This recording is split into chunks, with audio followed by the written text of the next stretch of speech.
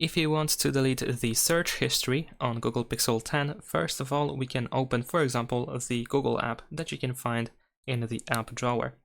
Afterwards, we can tap on our profile in the top right corner, and then we can go to search history over here. Now, afterwards, here on this side, we have delete button, so we can tap here and we can choose to delete all time.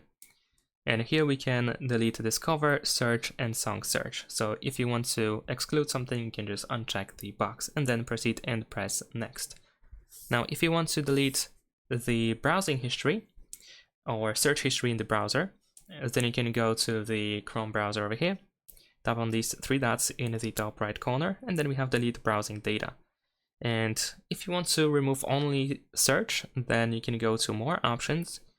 And then we have browsing history, so we can uncheck everything else. And you can also adjust the time range over here from last hour to, for example, all time. And then confirm by pressing delete data over here. And that's it. Thanks for watching. Leave a like and subscribe.